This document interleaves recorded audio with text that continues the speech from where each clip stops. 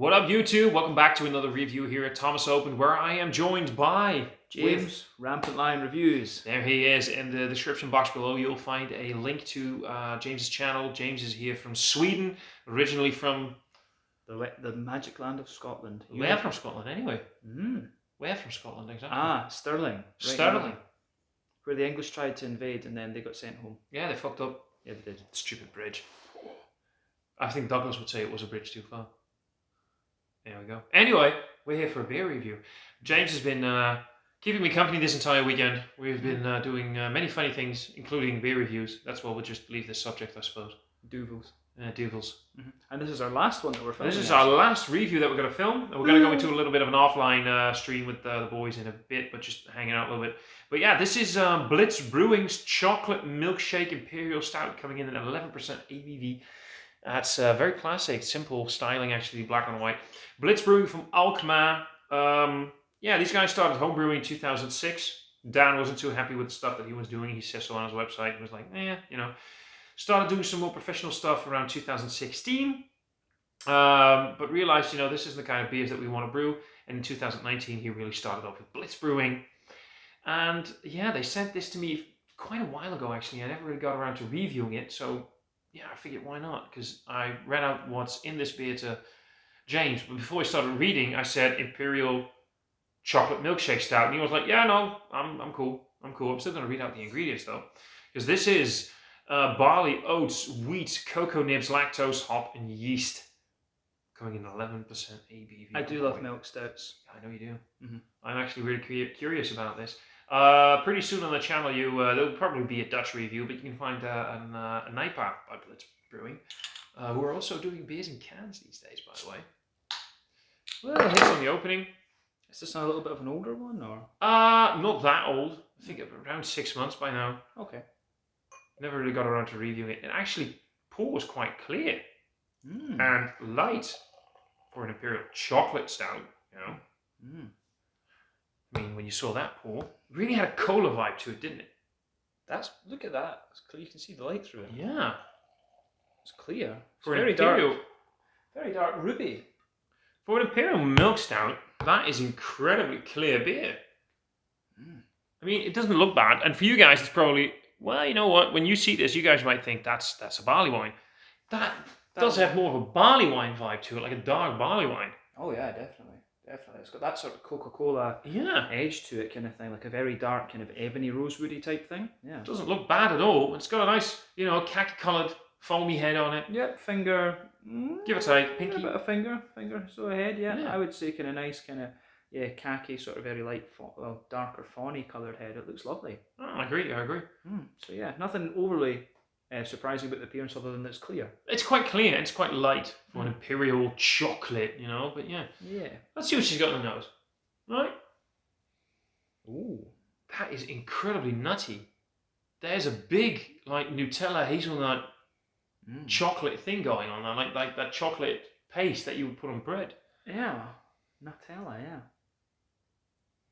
I wonder where that nuttiness is coming from. You know what I get from it as well? Yeah. You know, like the chocolate powder that you use for hot chocolate? Yeah, exactly. That very sweet chocolate powder.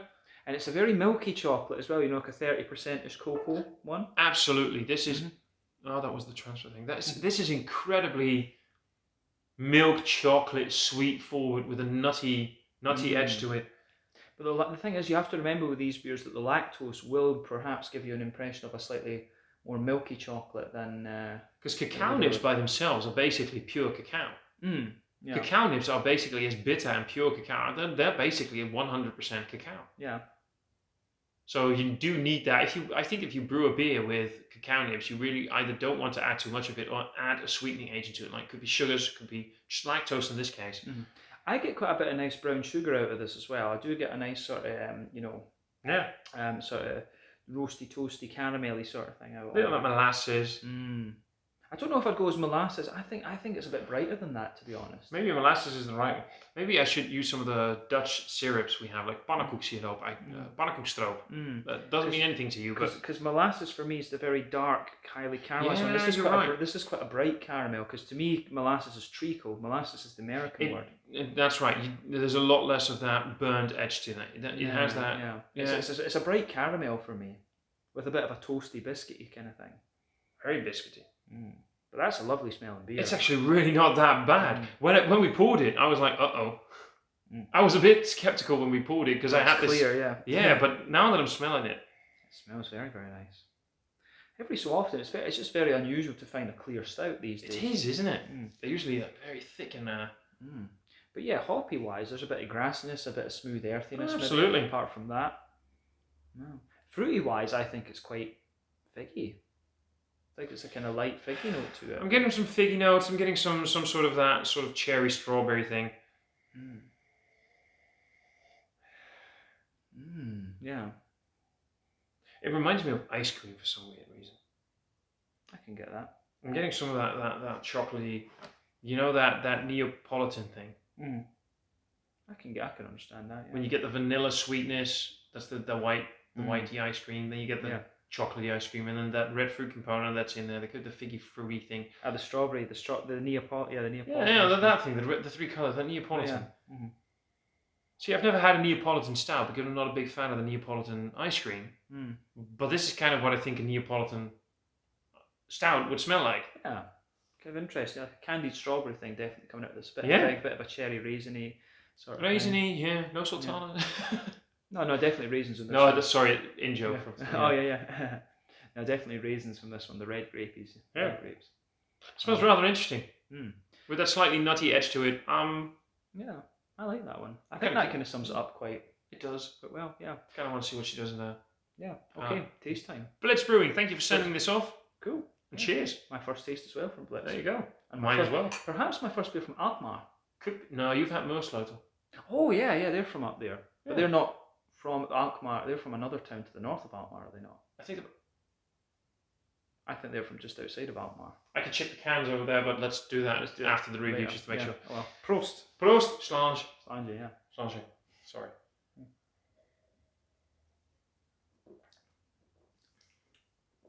It's quite an oily stout.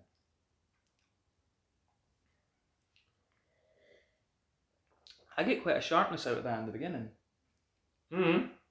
There's a little bit of a heat to it, a bit of a sharpness. There's actually quite a bit of sharpness to it. It's quite dry in the finish as well. Yeah. There's a sweet note, but not as cloyingly sweet as I expected. It's a lot more roasty and toasty than I thought there it was going to be. Yeah. It's actually quite... This is one of these ones that's quite different in the aroma to how it turns out in the flavour. Yeah.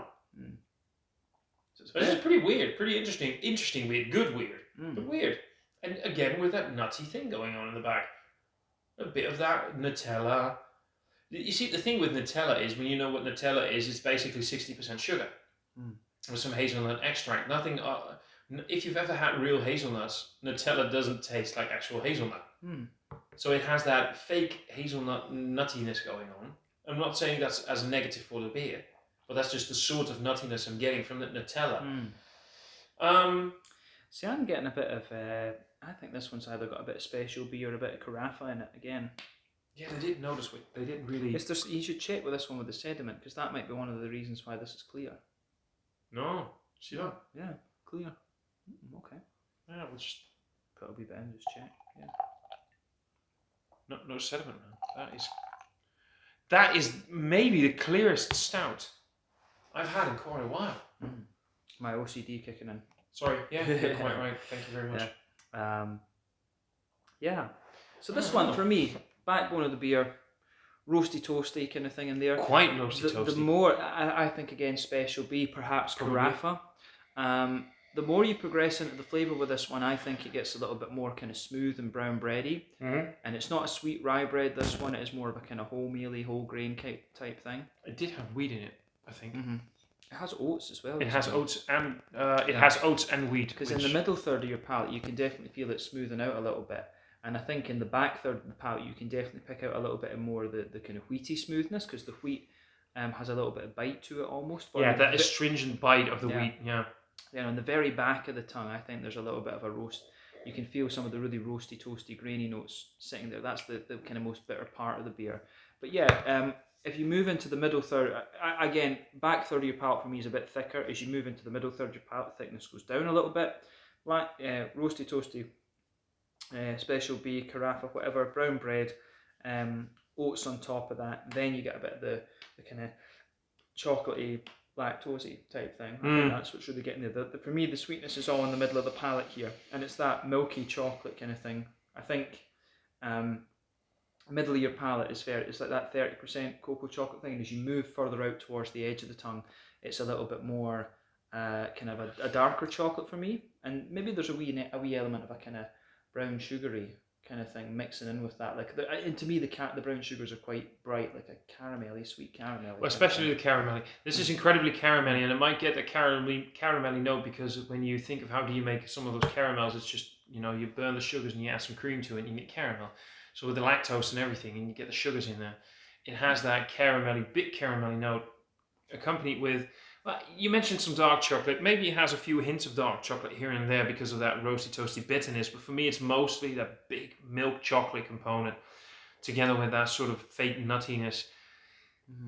And again, the fake nuttiness sounds a bit negative. I don't mean it negative, but it's just, it comes across as a artificial nuttiness. Maybe artificial is the better word. I think this like is flavor essence nuttiness. Yeah, that sort of flavor essence. It's just got that kind of candy. Yeah, because this is a big thing with Omnipollo in Sweden.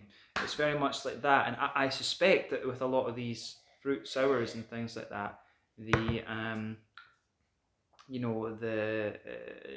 a lot of these beers that Omnipollo do, I think they add the fruit to them, but they also just put a little touch of flavor essence in there just to round it, to round it off. I don't think that's the case in this beer, but this is the kind of flavor I think you're trying to describe. It just feels as if it's rounded off. It's got a little bit of a kind of candy sort of edge to it. Well, you know, it has this. When it comes to Omnipollo again, I often have the tendency to give Omnipollo that, you know, it tastes like something, but it's the fake version of it. It's the essence version of it, not the extract, but essence. Like when you buy vanilla stuff in the store for baking, you have extract and essence. You never want the essence because that's sort of like the artificial flavoring part of it. And this has that artificial nutty hazelnut thing going on. And honestly, I wouldn't be surprised if they added a little bit of that hazelnut essence things to it in the boil to give it a bit of that nutty Nutella thing going. I really don't mind it though. It is actually quite fun. And I'm kind of glad that we're sharing this bottle because I wouldn't want to finish a whole bottle. Not because of the ABV or anything. I can handle the ABV in one bottle. It's just the amount of lactose because I'm already getting it. Me and lactose beers, I get that sugar headache. And I'm already getting it. I mean, personally, for me, I quite like having the wee tasters like this. You know, 150 mils is about enough for me, I think, to taste a beer and get an idea what it's about. I quite like it. Which is one of the best things about beer festivals, right? You don't have to do the whole bottles count, whatever. You can just get nice tasters. Yeah, that's it, definitely. I mean, that's what I really like about this one. It's. I think this is one that really develops a dryness and a more roasty, toasty character the further you go into the aftertaste, and it's really nice. It's a nicely balanced beer. This I do have to say that about it, definitely. The people who watch my channel know that I'm not the biggest fan of the milk stouts, the sweet stouts, the lactose stouts. I always think that lactose these days is seen as the main ingredient, and then the malts, hops, yeast, and water follow. Like the brewers has kind of forgotten that it's supposed to be this little thing there, not the main ingredient. And although I do still feel that the lactose here is quite, you know, relevant to the entire party, the fact that there's still a good, heavy, roasty, toasty, roasted malt component in there, and actually bringing a bit of that bitterness to the party, I like that. Yeah, I like that about this one as well. I think it's quite, it's definitely one of the more roasty, toasty milk stouts you're going to find. Absolutely. There's much doubt about that. But yeah, I think hoppy-wise then, there's definitely a wee bit of earthiness to this one. Oh yeah. Wee bit of floral note on the sides of your palate too, a bit of light grassiness around the kind of front edge of the tongue. I do wonder if there's a bit of tomahawk or a little bit of, you know, Columbus or something used in this. It's got a little bit of that. It does have a wee touch of that in it, but I don't think too much. And on the front third of your tongue, that's definitely, you've got a wee bit of that fruity ester. But the other thing I'm noticing, if you go to the front corners of your palate, diagonally back, a little bit of woodiness. There's a little touch of woodiness. Just sort of like that sort of, yeah, I see what you mean. I mean, you wouldn't call it, A little bit of a woody character, but yeah. Mm-hmm. But fruits for me, when you take this in, it does have a wee bit of sharpness in the beginning. It does. The first sip, and every time I retake a sip, the first thing that hits me is a bit of like bit of a cherry raisiny. Yeah, that sort of, not like alcohol sharpness, but a bit of that sharp fruity note. Getting it like a slightly underripe cherry, dried. Yeah, cherry raisins for me, bit of juicy fig, and then front tip of your tongue again for me. It's a bit blackcurranty, blackberry, but you can feel a bit of that roasty, toasty, black malty thing just pushing its way out in this one. So there's definitely a bit of that going on in here. So yeah. It's a weird one, in a good way. Yeah, and I do like how this one's going together. Yeah, but you've got the Scottish sweet tooth, don't you? Yeah, that's it. It's got a wee bit of that roasty, toasty edge to it. I think this one gets a bit more brown sugary as it develops as well. I do feel a bit more of that kind of treacly. I do get a little bit of that treacly molasses thing in the middle of the palate developing a wee bit more when it opens up. I was prescient when it comes to what's the word again? Oh, jeez. You know what I mean, though? You're expecting. No, but when I said molasses earlier, and you were like, I don't know, maybe not molasses, but caramel, but I was prescient, when you already expect, when you have a vision of something good. We've been drinking a few beers today, guys, so just so you know. Yeah. Anticipating. Yeah, maybe that's it. Anticipating, maybe. Yeah. You had a preconception, maybe. Could be, I don't know. All I know is that... I don't speak English very well, anyway. No, you're Scottish. Yeah, we don't speak English very well. No, you never have. No. That's the rebellious side. But that's one of the things. Grandpa had friends that escaped in the war because they spoke Gaelic instead, and they didn't know what type of English it was they spoke on the side of that. They escaped to Switzerland. It was great. Oh, love it. I need to Google that. I want to read more about that. Oh, yeah. Look, getting back to the beer. That's because we've got some people waiting on us. We should sort of quickly mouthfeel. Yeah. From what I need to be objective here because I was expecting something a bit thicker, so I kind of want to say it's a bit thin, but it isn't thin. It doesn't. Yeah, it's not. I think thin's not the right word. It's one of the wetter. Yeah, that. Bit of a wetter imperial stout. I think this is kind of mid-bodied. I think it's straight in the middle of the spectrum. Almost feels a little bit crisp. The water on this one, it feels got a very clean mouthfeel actually. Yeah, and you see what you mean. Maybe that's the thing though, because I was expecting something. I mean, we've got all these preconceptions now because of all these Amundsen, the Amundsen dessert in a cans, the Omnipoil. Yeah, the Mousselots, all of these stuff. All these kind of things. You've got all of these kind of things now that you think, when you think Imperial Milk Stout, you think thick. You think a big, thick mouthfeel. And this one's a kind of slightly thinner, cleaner vibe to it. So it's a bit of a nice change of pace. I think that's another thing we can say. It's a nice change of pace, this one. That's what I meant with being objective, because when you see 11% ABV Imperial chocolate especially milkshake. When you think of a milkshake, you're like you have to take 30 seconds of effort just to get the first sip through the straw, right? So you expect something that's incredibly thick and syrupy, and it's not that. So that's why my first impression was it's a bit thin. But then you get objective about it, and you're like, it's got a nice body to it. Yeah, it's not bad. Yeah, no, I do like this one. I'd love to see how these guys, just from the mouthfeel of this, I would love to see a West Coast IPA from these guys. I think if they could replicate this kind of mouthfeel in a West Coast IPA, I think I'd be very interested. I've got two night guys by them, but one of them is very old by now. Yeah. But I think this is a brewery that I need to look out for the next time I come down to the Netherlands. Definitely. Yeah, they're pretty new on the scene, and they've been doing their thing. I don't know how many beers they have. You can check that out on Untappd afterwards. But yeah. So I think very clean mid-bodied, very clean kind of mouthfeel. This one IBUs. I think this is about kind of middle of the road, 50 or 60. I find it hard to gauge because of that extra sweetness from the lactose. I would probably say high 40s, low 50s. I don't think it's going to reach the 60s. It's got a nice roasty, toasty bitterness to it, but with that sugary part to it, that sweet component. No, I think it's high 40s, low 50s. Yeah, I would think 50 seems more likely, but it does get a bit drier. So I don't know. That's what made me say 60. I get what you mean. That drier edge Yeah. Yeah. Malt base for me, good bit of roasty toastiness and dryness comes out a bit later. It's a bit sweeter in the beginning, but you do get the brown sugar kind of balancing it. Mm-hmm. Does get a little bit more oily in the middle, but a bit more roasty and toasty towards the extremities. Nice little bit of a juicy, fruity kind of thing in there as well. And the fruits for me just have a little bit of an oily character as well. Yeah. So yeah. All in all, Not pretty nice sweet stout. Nice one. Not what I expected. No. But I like it. Last 2 beers haven't been what we expected, but still nice. Yeah. No, definitely. Yeah. I think this is a good way to sign off from the Netherlands for now. Exactly. We're going to go for a short offline we chat with the boys. Mm-hmm. James, it's been great having you here this weekend. It's been very fun. Loads of fun. It's been lots of fun, and then we need to sort out some. I need to figure out what to have you review with me in Sweden, because we don't have the free market in Sweden, so it's a bit difficult to kind of stockpile certain things. Sweden sucks. Yeah. No, Sweden doesn't suck. Sweden's a great country, but Systembolaget, it's great in some ways, but yeah, in some ways, if you want to get special beers, it can be a bit difficult. Oh yeah. Yeah. We'll figure that out. We'll figure that out. It's got to make it work.